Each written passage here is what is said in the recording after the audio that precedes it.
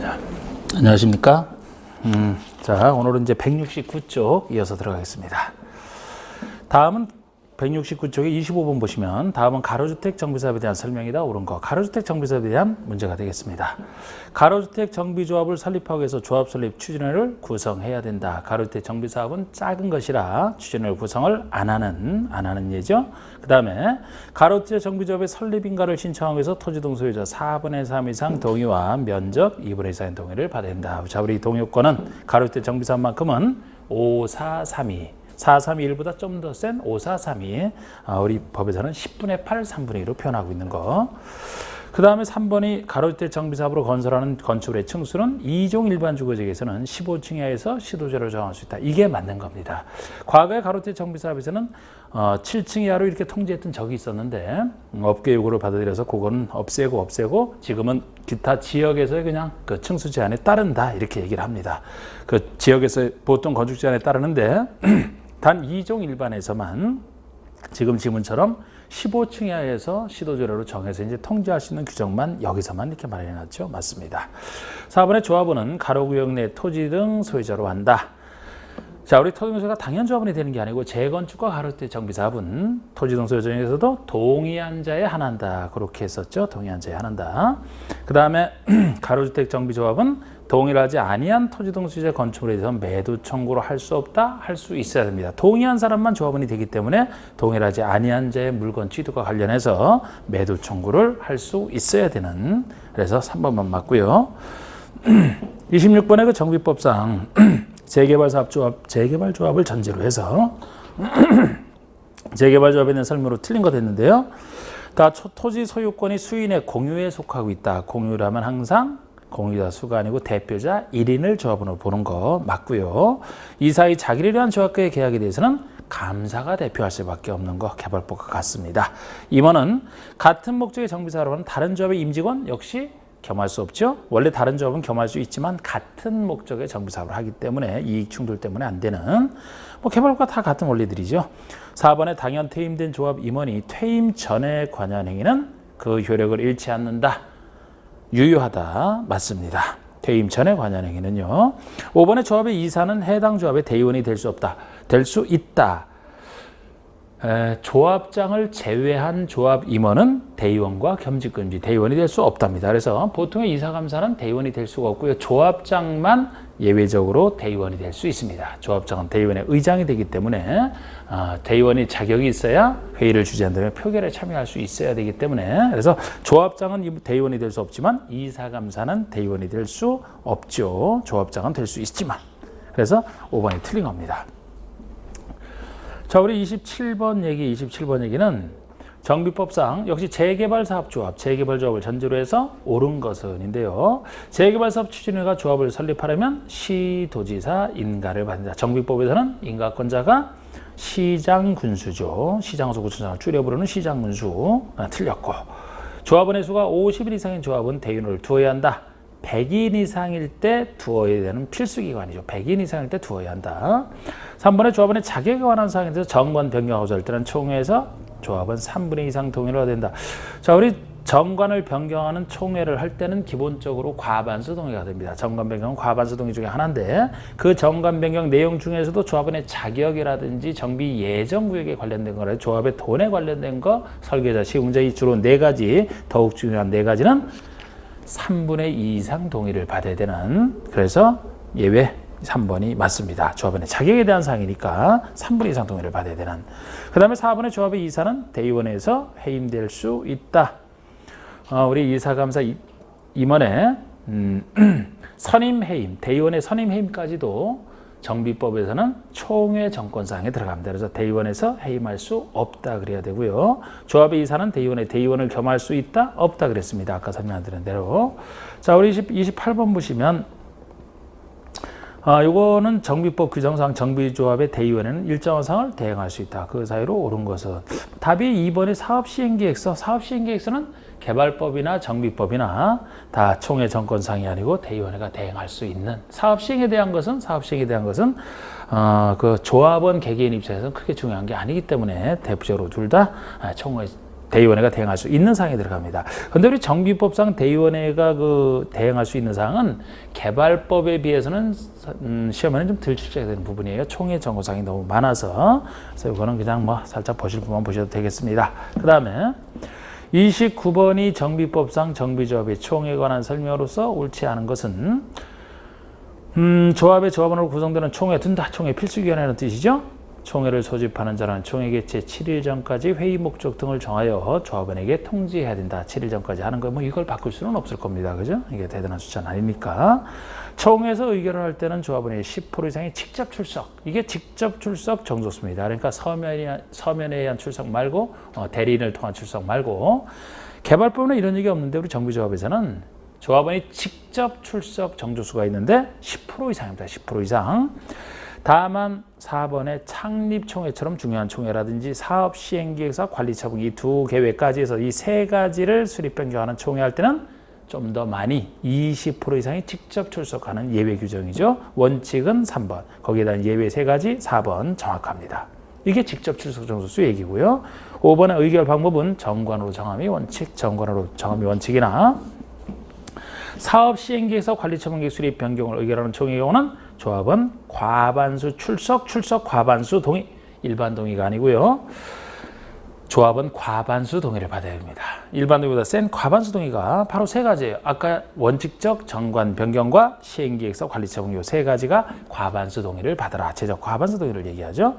창립총회는 여기서 빠지는 게 창립총회는 이제 별도로 과반수 출석 과반수 찬성이라는 창립총회는 별도의 결의가 따로 있기 때문에 창립총회는 여기서 빠지고 정관 변경과 시행계획 관리처분계획 이게 원칙적으로 과반수 동의가 되는 겁니다. 이때도 시행계획서 관리처분 내용 중에서도 그 사업비가 10% 이상 증액된다 그런 말이 들어가면 다시 3분의 2 이상 동의 예외가 적용이 되는 거 해설을 잘 해놨죠. 그 다음에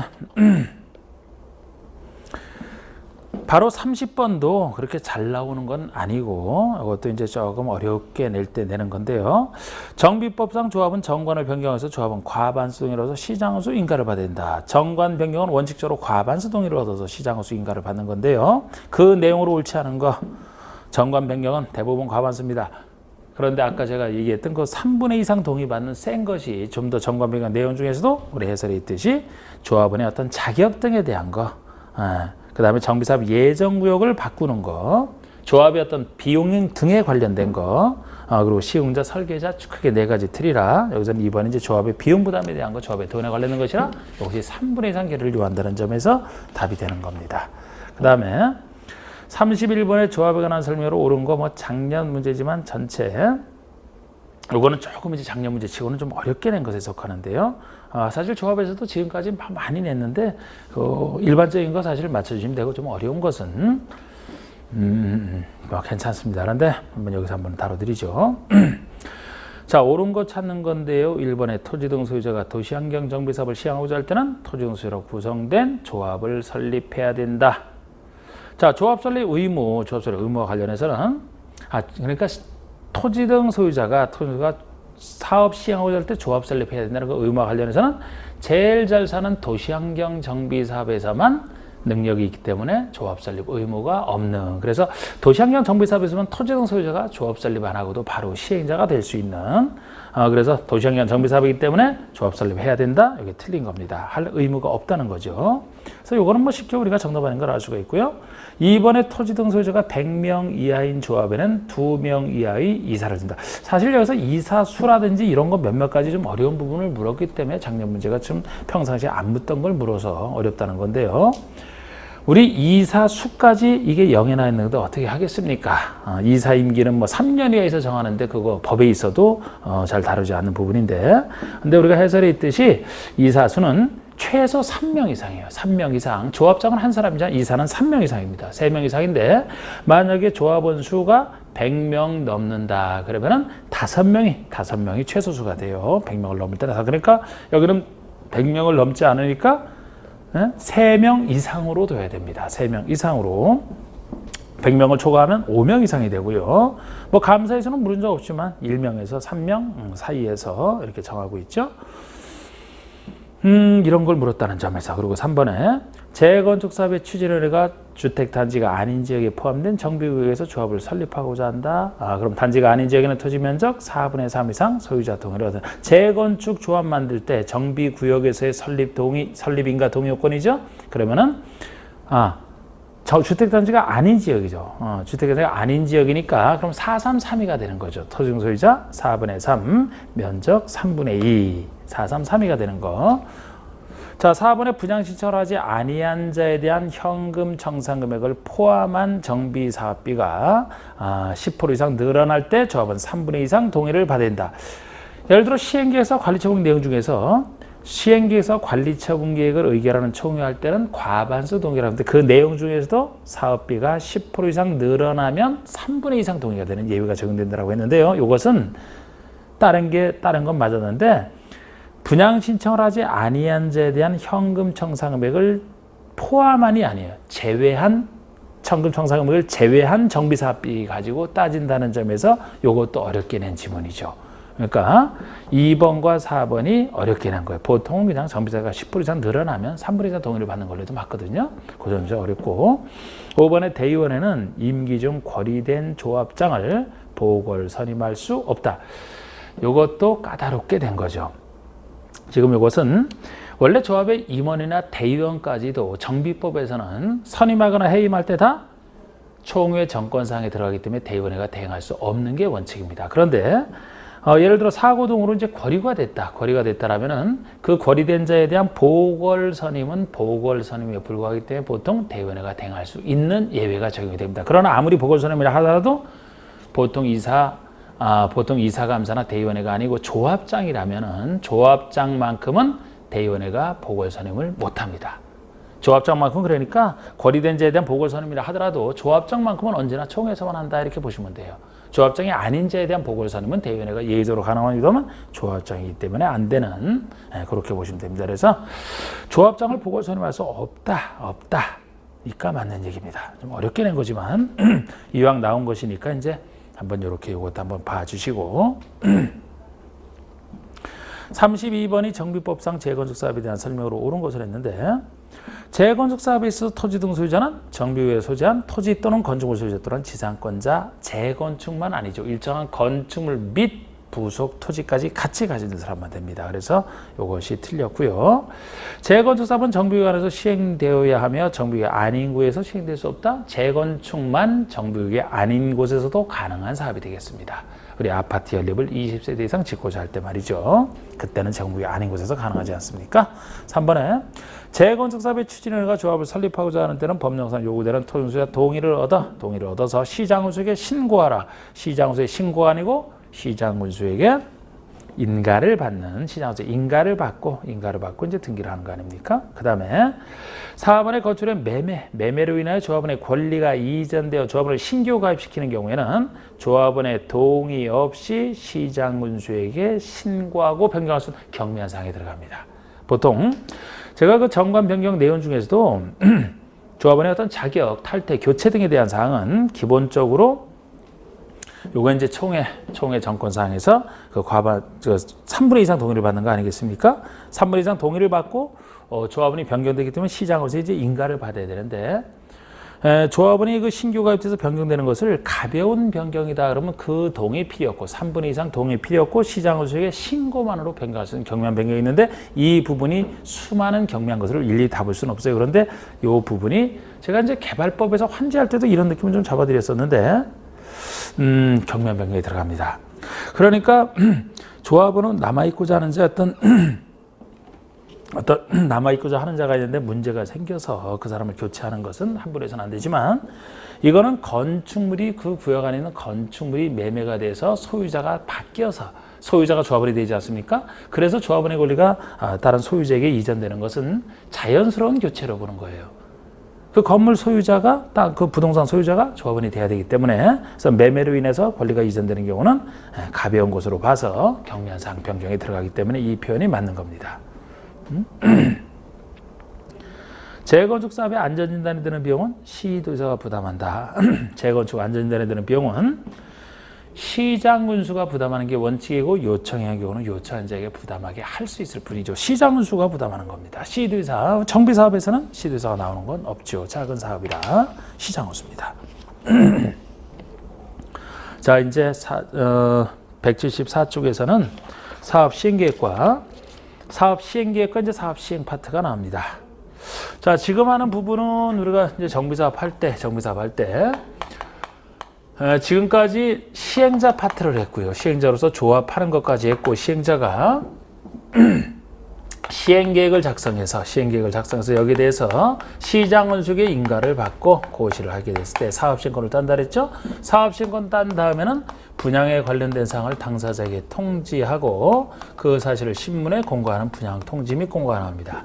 이때 이제 알려주는 얘기 중에 분양 신청 기간을 당사자에게 알려주고 이때 신청을 받아서 신청 안 한 사람 등은 현금으로 청산해버리고 신청한 사람 대상으로 해서 그자가 분양 대상자가 되는데 그자를 대상으로 해서 관리처분계획을 수립해서 이 관리처분계획에 대해서 역시 시장문수에게 인가를 받고 고시가 있게 되면 그 다음에 이제 관리처분 인가고시를 거쳤기 때문에 사업을 시작해서 사업이 끝났을 때 조성된 부동산에 대한 권리를 관리처분계획이 정하는 바에 따라 권리를 이전하는 처분을 하고 그 사실을 고시하는 게 권리이전고시 파트죠. 권리이전고시 파트에서는 소유권이 넘어갔을 때 동시에 기타 권리 중에 무엇이 넘어가는지 이런 식으로 이제 정하고 있는 것 중에 지금 이제 이 파트인데 이것은 뭐 크게 할 것은 없어요. 크게 할 건 없습니다. 시행자가 작성해서 인가를 시장자가 받는 건데 개발법이랑 비교해 보시면 그쪽에서는 그쪽과 달리 여기서는 그 대신 민간 시행자가 시행계획 작성했을 때는 인가 신청 들어가기 전에 일정 동의를 받아야 돼요. 조합이라면 시행계획이니까 과반수 동의고요. 민간 출신인 지정개발자는 면적 50% 소유자 과반수 동의를 받아야 되고 민간인 중에서도 토지 등 소유자, 도시환경 정비사업은 토지 등 소유자라면 조합도 아니고 지정개발처럼 조합처럼 단체도 아니고 지정개발처럼 어떤 그 요건 같이 지정받은 사람도 아니기 때문에 좀 더 못 믿어서 이제 시행계획에 대해서 아까 조합은 과반수, 지정개발자는 뭐 50% 과반수다, 50%와 비슷하지만 토지 등 소유자가 할 때만큼은 이제 4분의 3 이상 동의를 받는 여기 민간 시행자가 시행계획에서 동의받는 그게 좀 특수하게 있죠. 그리고는 뭐 다른 거는 크게 별로 할 거는 없습니다. 그래서 시행계획 자체는 그렇고 이제 사업 시행자가 이 사업 시행 잘 하고 시행자 보호 조치 같은 거를 이제 이쪽에서 좀 봐주셔야 되는. 자, 1번 보시면은 다음은 사업 시행 계획의 인가와 관련된 내용이다. 옳지 않은 것은 시장은수가 아닌 시행자는 사업 시행 기술을 작성해요. 시장은수 인가권자가 시장은수니까. 만약에 시장원수가 직접 시행을 했다면 자기 인가 안 받으니까요. 시장원수가 아닌 시행자는 시행에서 작성하면 시장원수 인가를 받아라 이렇게 표현하는 겁니다. 2번에 인가받은 내용을 변경하거나 중지 폐지한다. 같은 절차죠. 시장원수의 인가를 받는 게 원칙이 되겠죠.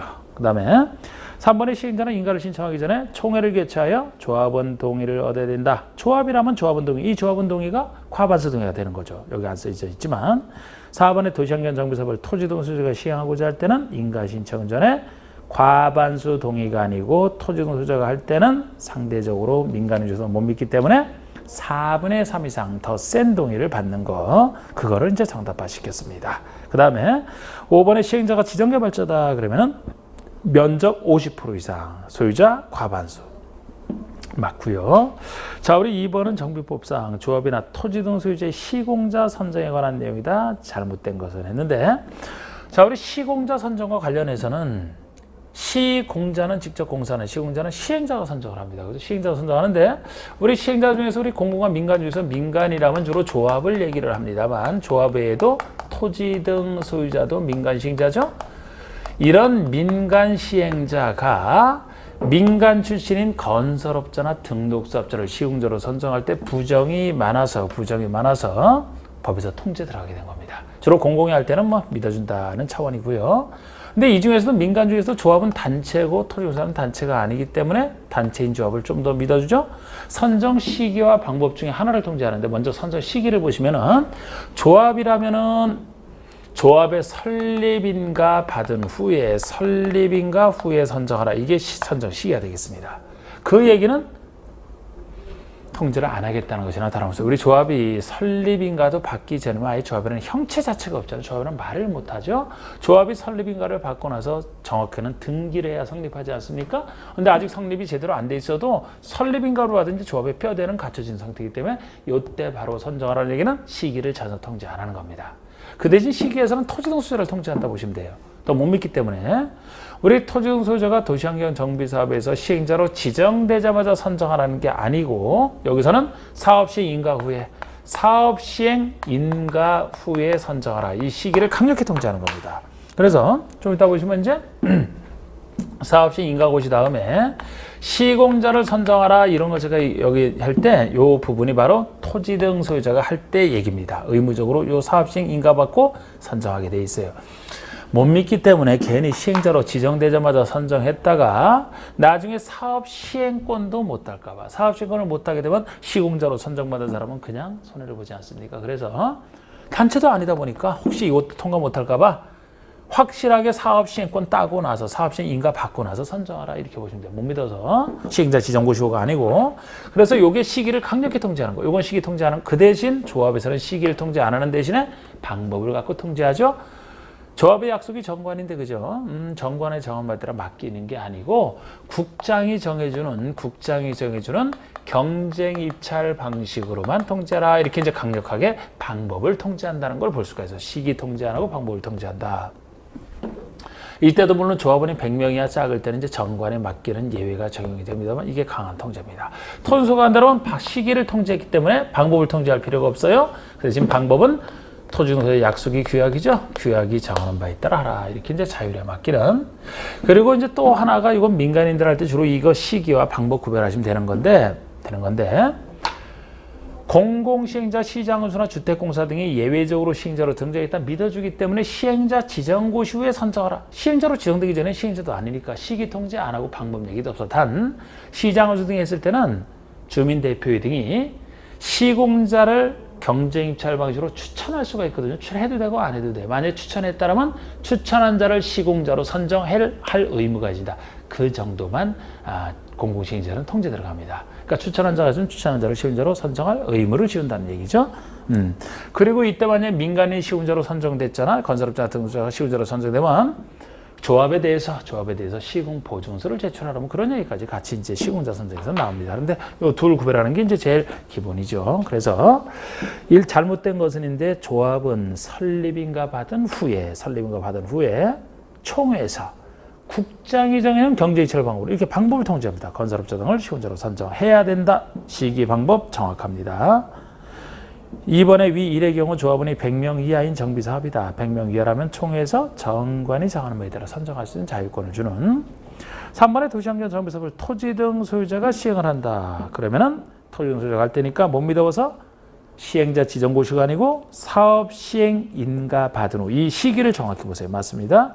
건설업자 등을 시공자로 선정해야 된다.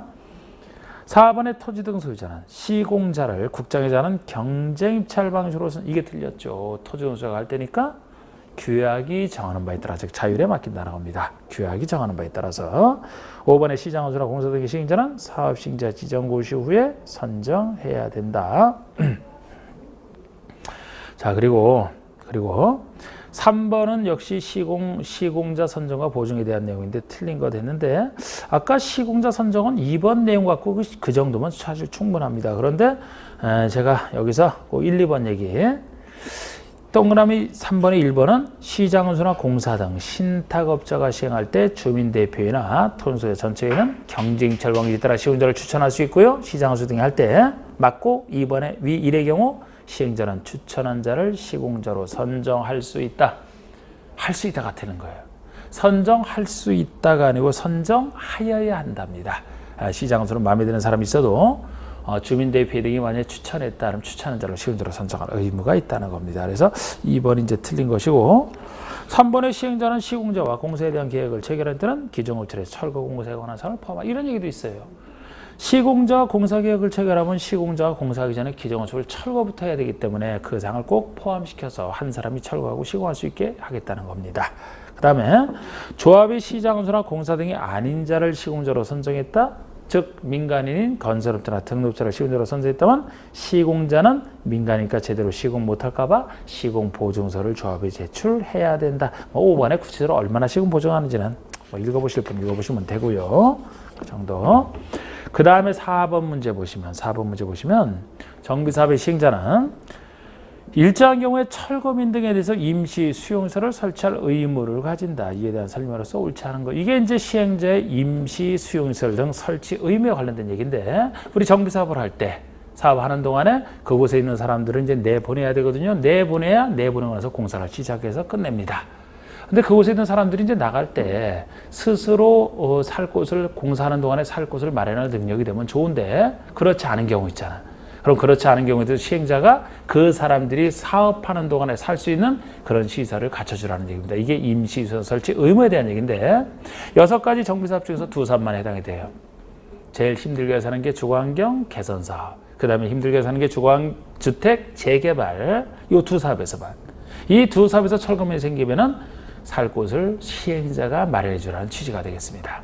재건축 이상만 하더라도 시행자가 임시수용소 설치에도 들어가서 살지도 않아요. 스스로 가서 좋은 곳 가서 살다가 나중에 공사 끝난 다음에 분양받고 들어가지. 그래서 이 2사업 시행으로 철거민 생겼을 때고, 이때 그 대신 이 어려운 사람을 위해서 임시수용소 설치해 주는 것만큼 법에서 밀어주기를, 이러한 시행자는 국가나 지자체 이런 행정청 것뿐만 아니고, 여기서 공공단체는 이제 행정청이 아닌 걸 얘기하죠. 공공단체나 개인의 시설 토지까지도 일시 사용할 수 있게 해놨어요. 그런데 이 둘에 대한 취급이 다릅니다. 행정청 것을 쓸 때는 이거 세금으로 어차피 운영되는 것이기 때문에 이자의 효과가 가지는 이 시설 등을 만약에 임시수용소를 이용한다면 그냥 무료로 대가 지불하지 않습니다. 무료로 쓰게 해놨어요. 무료로 쓰게 해놓다 보니까 혹시 국가자체가 시행자로부터 사용 신청을 받았을 때 거절할까봐 거절 못한다, 이런 얘기도 하고 있습니다. 거절은 못하는 게 원칙이지만 예외적으로 거절할 수 있는 경우가 있긴 있어요. 예를 들어 이미 사용 신청을 받기 전에 국가자체가 제3자와 매매 계약을 체결했다라든지, 사용 신청 이전에 사용 계획이 이미 확정됐다, 그럼 써야 되지 않습니까? 아니면 제3자에게 사용 허가를 내줬다. 그런 경우에도 시행자에게 거절을 못해서 쓰게 한다면 이미 쓸 권리를 취득한 제3자 등의 이익이 침해되기 때문에 그때는 합법적으로 거절할 수는 있어요. 그거 외에는 거절을 못합니다. 그런 얘기도 두고 있고, 공공단체나 개인의 것을 쓴다면 이거는 행정청도 아니고 개인 거 아닙니까? 그럼 재산권을 보장해줘야 되기 때문에 일시 사용할 수는 있지만 사용할 때 정당한 보상은 해줘야 돼요. 그래서 이 둘의 차이가. 그래서 1번에 주거환경 개선 사업과 재개발 사업 시행으로 철거되는 주택 소유자나 세입자에 대한 조치 2사업, 개선 사업과 재개발이 다른 사업 들어가면 틀립니다.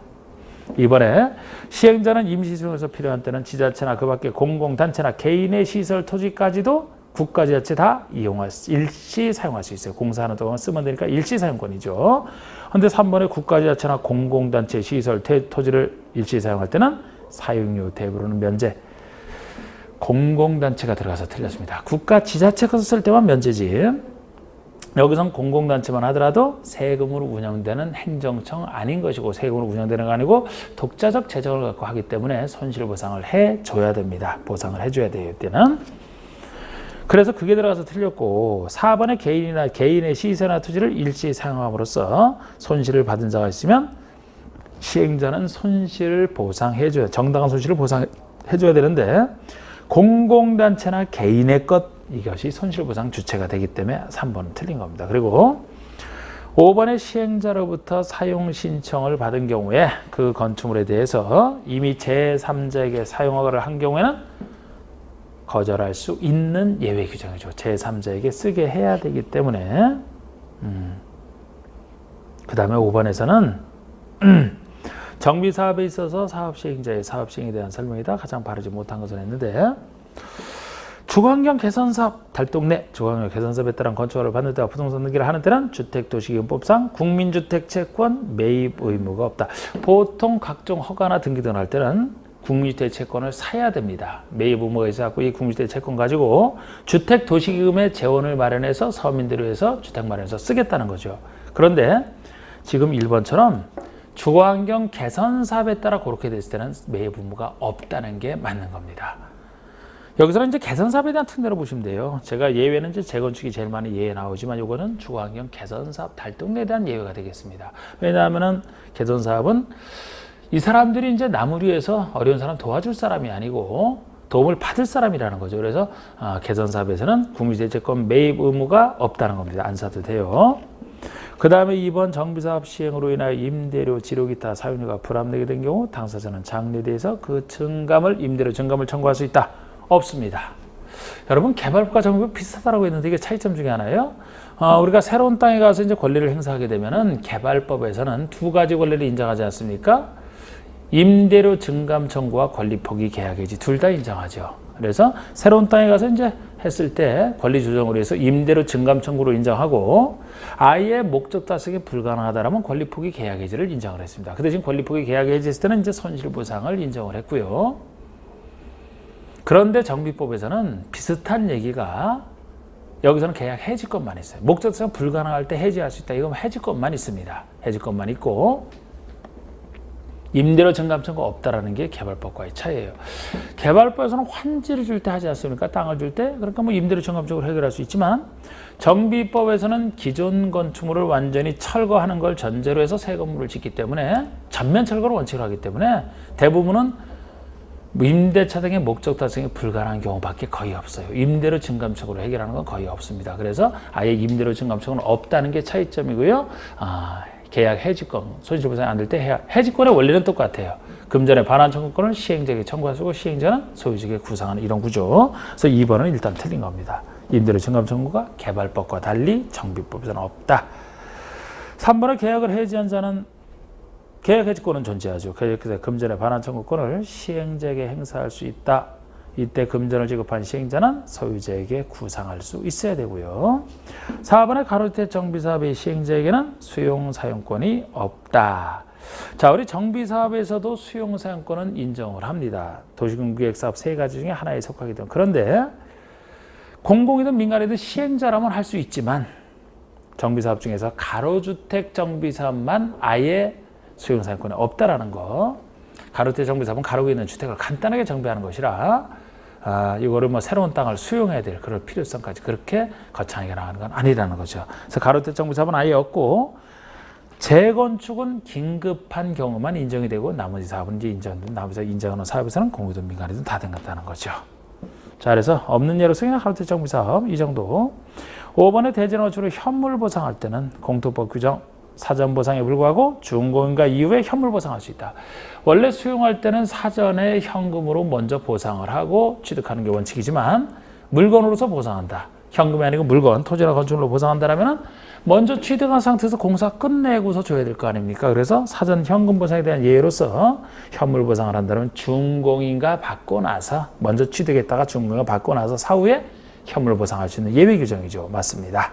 6번에 정비사업을 위한 절차에 대한 설명으로 틀린 거. 그래서 이것도 요거는 그냥 안 봐도 되겠네요. 그죠? 요거는 뭐 5번 문제로서 기출문제 소개되어 있지만 뭐 바꿔서 낸 거예요. 5번, 6번 다 비슷한 문제로서 이제 바꿔서 낸 거죠. 불가합니다. 그리고 178쪽부터 나오는 거. 자, 여기서 제가 이제 여기서 몇 가지만 좀 말씀을 드리고 보면은 자, 제가 지금 이것까지 했잖아요. 사업시 인가고시. 이 순서를 항상 기억하시고 그러면 분양에 관련된 분양 신청을 당사자에게 통지하고 공고하는 분양 등록 공고는 사업 시행 계획 다음에 나온 거니까 이때로부터 60일 내에 하는 겁니다. 이때로부터 60일 내에 통지 공고하고요. 물론 사업 시행 인가 이후에 시공자를 선정해야 되는 경우는 시공자와 선정 계약을 체결한 때로부터 60일이 예외적으로 적용이 됩니다. 보통은 이때로부터 60일 요 시간이죠. 그리고 이때 알려주는 분양 신청 기간은 당사자에게 통지한 때로부터 신문 공고는 안 보잖아요. 당사자에게 통지한 때로부터 30일 이상 60일이라고 정하는 게 분양 신청 기간이 되겠습니다.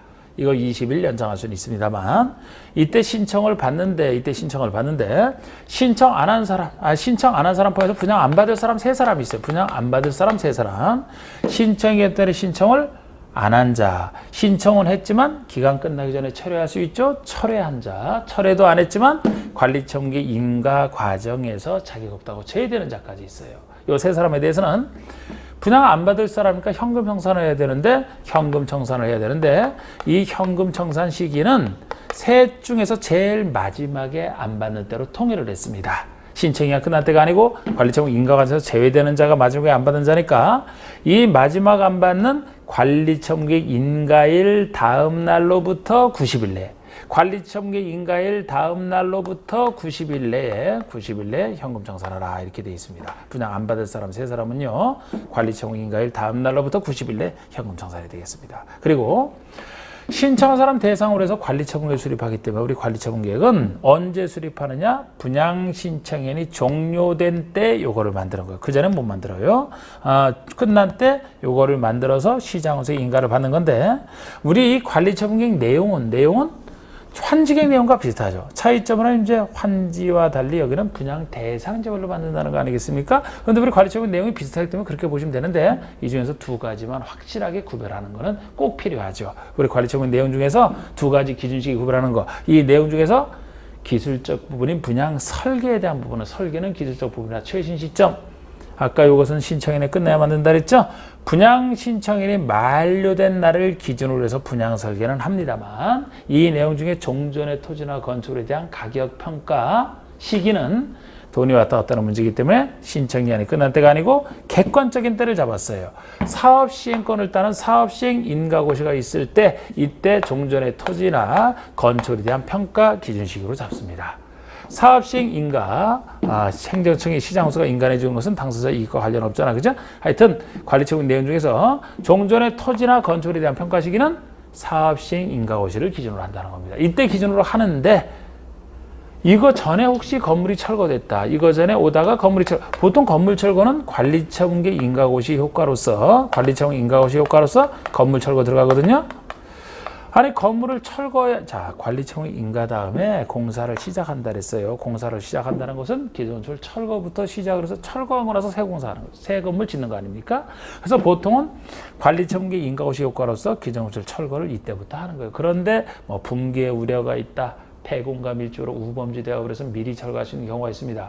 미리 철거할 때는 소유자 동의와 시장으로서 허가까지 얻어야 되지만 요거 이후에 철거하니까 보통 이때는 남아있지만 이거 전에 철거된 것 중에 사업시 인가고시 전에 만약에 철거됐다 그러면은 이때 있어야 건물을 평가하죠. 사업시 인가고시를. 이거 전에 철거되면 철거하기 전에 평가를 해야 되기 때문에 미리 시장은수의 철거 허가를 받은 날이 기준시가 되겠죠. 원칙은 사업시 인가고시를. 그 전에 철거되면 철거에 대해서 미리 허가받은 날. 요 정확한 기준식이 둘을 여서 구별하는 게 필요하고 우리 관리처분계획 수립할 때 기준은 환지계획 기준과 비슷한데 이제 차이점을 보시면 되잖아요. 예를 들어서 여기서 종전의 수용을 평가할 때 면적, 이용사, 환경 세 가지만 고려하겠다라든지 그 정비구역 뭐 정화지, 가마지 이런 건 다 비슷해요. 비슷한 내용은. 근데 이제 정비구역 지정 후 분할된 토지를 취득한 자도 현금 청산은 가능하다. 그리고 중요한 기준이 주택 줄 때 쓰는 기준 있잖아. 주택 줄 때. 이걸 입치한 지에도 일부는 끌어서 썼었죠? 원칙은 하나 주는 거. 그러니까 한 사람 한 세대가 여러 주택, 여러 토지를 가지고 있으면 한 주택 주는 게 원칙이고 반대로 하나의 주택 등을, 하나의 토지 등을 여러 명이 공유하고 있으면 항상 한 주택만 주는 거예요. 공유했을 때는. 하나 주면 지분대로 가져온다 그랬죠? 그런데 한 주택에 대한 예외로서 여러 주택 줄 수 있는 예외가 존재하는데 일반적 예외는 여기도 재건축과 가로주택 정비사에 대한 예외가 존재합니다. 그래서 보통 예외는 어느 정비사에 들어가는 예외는 두 주택 줄 수 있는 예외. 능력되는 범위 내에서 종전의 재산 범위 또는 면적 범위 내에서 두 주택 줄 수 있다. 그러나 반드시 그 중에 한 주택은 60 이하 소형이어야 된다. 그리고 소형으로 받은 60 이하짜리는 요거는 3년간 전매 제한 걸리죠. 3년 동안 최소 임대용으로 써라. 뭐 그런 취지가 되겠습니다. 60이하짜리 하나만.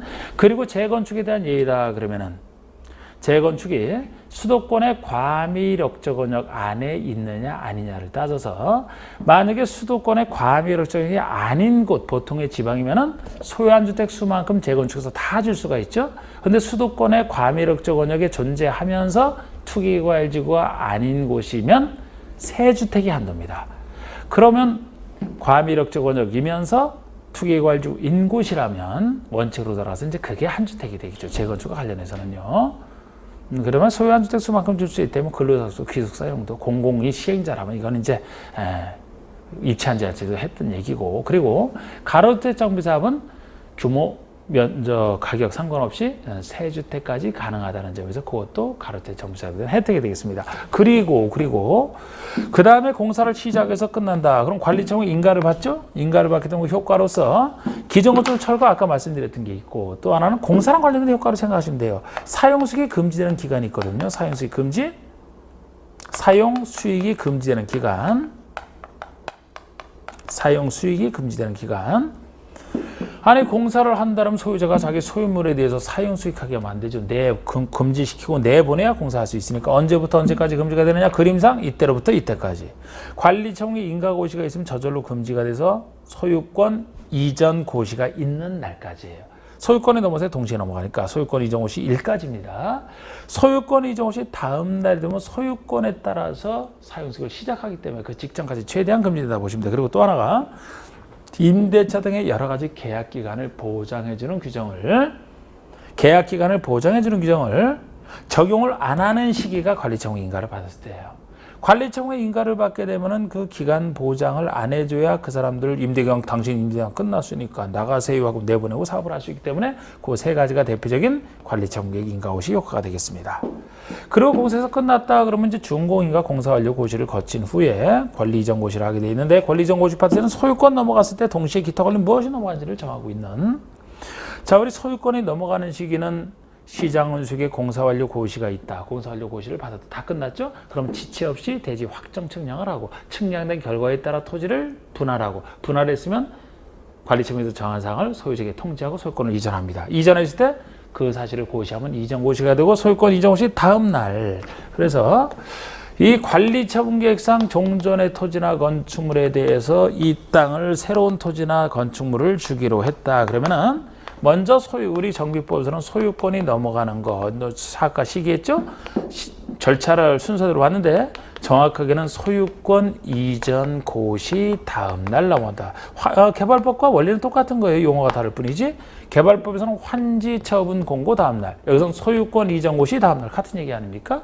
소유권이 넘어갔을 때 그 대신 개발정비법에서는 기타 권리가 무엇이 동시에 넘어가는지를 이걸 아주 정확하게 따로 규정을 해놨습니다.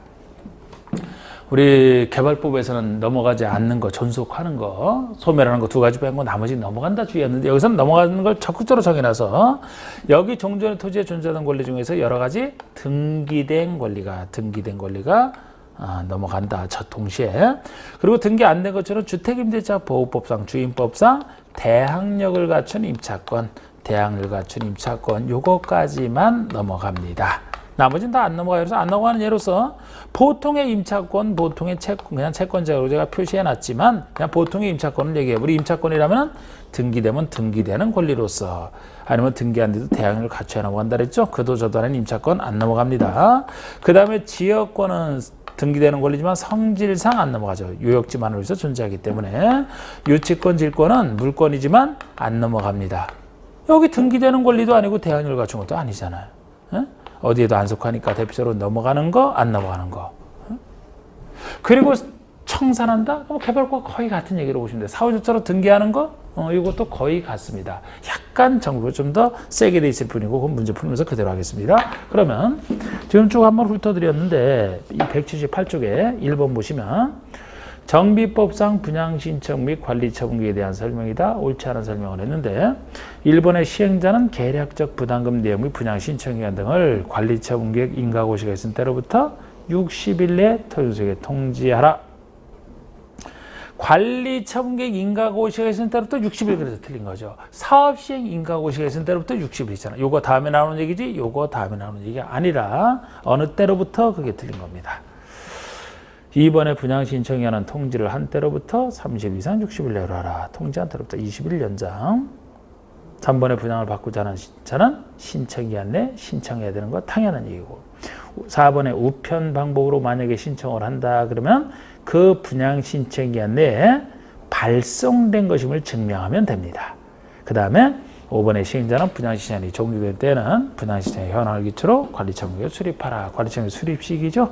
분양신청이 종료된 때를 얘기를 합니다. 그 다음에 2번의 정비사업을 토지 등 소유자가 시행하고 있다. 계략적인 부담금 내용 및 분양신청기한 등을 토지 등 소유자에게 통지하고 분양에 대해서 되는 대지나 건축물의 내역 등을 해당 지사 발간 일간신문에 공고해야 된다. 분양통지 공고 그 시한은 언제까지냐? 그러니까 분양통지 공고 시한을 또 물어본 건데 사업시행 인가고시로부터 한다라고 했지만 여기서는 시공자 선정 계약을 체결한 때로부터 60일 그래야 됩니다. 왜냐하면 토지 등 소유자가 도시환경 정비사업 할 때라고 했죠. 토지 등 소유자가 할 때만큼은 시공자를 사업시행 인가 이후에만 선정하고 그럼 그때로부터 60일 계산한다 그랬잖아요. 그래서 토지 등 소유자가 하고 있을 때이기 때문에 3번이 안 되고 5번이 답이 되는 겁니다. 시공자와 계약을 체결한 때로부터 60일이 되는 거죠. 3번에 다음은 분양신청 내에 분양신청을 하지 아니한 자 등에 대한 내용이다. 옳지 않은 것은 1번 분양신청을 하지 아니한 자는 현금 청산해야 됩니다. 신청 철회한 자도 현금 청산이죠. 3번에 인가된 관리 처분에 따라 제외된 자도 현금 청산. 이 세 사람이 분양 안 받을 세 사람 다고 그러니까 현금 청산을 해야 되는 겁니다. 근데 여기서 주의하실 게 4번에 분양을 신청하지 아니한 자에 대한 청산은 분양 신청기한 종료된 다음 날부터 90일 내에 하라. 예전에는 이 세 가지 1, 2, 3번 경우를 다 뭐 신청기한과 관련해서는 이때로부터 아니면 관리처분 인가과정 3번은 요때로부터 했는데 통일을 했다 그랬잖아요. 통일을 해서 셋 다 어느 경우냐면은 관리처분기 인가일 다음 날로부터 90일 내에 청산하라. 그래서 신청기한 종료일이 아니고요. 4번이 틀린 겁니다. 통일해서 하고 있어요. 그 다음에 5번에 이제 현금 청산할 때 5번의 청산 금액은 시행자와 토지등 소유자 줄 사람과 받을 사람이 서로 협의해서 산정을 하되 협의해서 산정하되 시장업소가 추천하는 감정평가업자 2인 이상의 평가금액을 산술 평균하에 산정한 금액을 기준으로 해서 협의하는 거예요. 꼭 그거로 하는 것도 아니고 뭐 그냥 청산금액에 대한 걸 한번 5번 한번 읽어보시고 자 4번 문제가 다음은 정비법상 관리처분계획 내용에 포함되는 사항이다. 옳지 않아. 관리처분 내용에 분양설계 들어갈 수밖에 없죠. 대상자의 종조로 건조나 소유권 외유명세 이런 것도 들어가고 3번도 예정인 대정 앞으로 줄 것 추산액 다 들어갑니다. 근데 4번이 항상 제가 관리처분계획에서는 그 기준 시기를 좀 구별하시라 그랬잖아요. 4번의 분양 대상자별 종전의 투자 건축 현재 있는 부동산의 명세 및 요거 없어지기 전에 평가를 하는데 분양 신청에는 만료된 날을 기준으로 한다. 이게 틀린 겁니다. 분양 신청에 만료된 날을 기준으로 하는 것은 1번 분양 설계에 대한 기준식이고 종전의 투자 건축을 평가할 때는 아까 그림 그렸듯이 사업 시행 인가고시가 있은 날을 기준으로 한 가격해야 돼요. 물론 그 전에 철거된 것이다 그러면 미리 시장업소에 허가받은 날 예외가 적용되고요. 그리고 5번처럼 정비사업의 추산액과 그에 따른 부담기구 부담식이 사업 투명성에서 이런 것도 다 들어가 있는데 4번 기준이 틀린 겁니다. 4번 기준이 틀린 것이죠. 그 다음에 5번은 관리처분계획 기준에 대한 설명으로 틀린 거 됐는데 이것을 1번에 같은 세대에 속하지 아니하는 2인 이상이 1주택을 공유했다. 소유자 수만큼 주택 공급. 큰일 나죠. 공유했으면 항상 예외도 없어요. 1주택만 공급을 합니다. 그러면 그거 갖고 지분대로 날아갔겠죠. 그래서 1번 틀렸고 쉬운 얘기죠. 2번에 지나치게 넓은 토지나 건축물은 필요한 경우는 감소시켜 적정규모가 되도록 마치 감안지처럼 반대로 지나치게 좁은 토지면 증가시킬 수 있죠. 3번의 분양 설계에 대한 계획은 분양 신청일이 만료되는 날 기술적인 부분이나 최신 시점 이때를 기준으로 한다. 정확하고요. 근로자 수나 기숙사 용도로 주택을 소유하고 있는 토지 등 소유자에게는 소유한 주택 수만큼 줄 수 있는 것 중에 하나.